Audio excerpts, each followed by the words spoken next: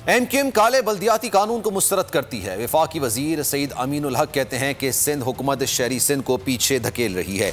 जरदारी साहब अरबों रुपए के जरिए यूसी चेयरमैन खरीद कर मेयर कराची लगाना चाह रही हैं। वजीर आला सिंध अपना क़िबला दुरुस्त कर लें वरना जल्द उनका घिराव होगा। आमिर खान ने कहा कि सिंध हुकूमत ने जाली अक्सरियत की बुनियाद पर बल्दियाती बिल पास किया।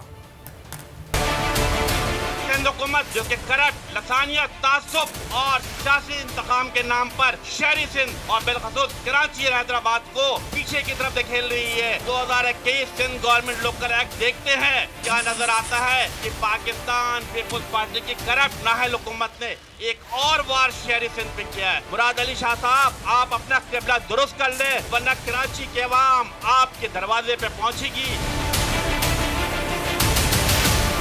जाली अक्सरियत की बुनियाद पर उस बिल को पास किया है सिंध हुकूमत ने, और आप जो ये समझ रहे हैं कि आप ये कानून साजी कर कर इस पूरे सूबे पर काबिज हो जाओगे, तो ये आपकी भूल है।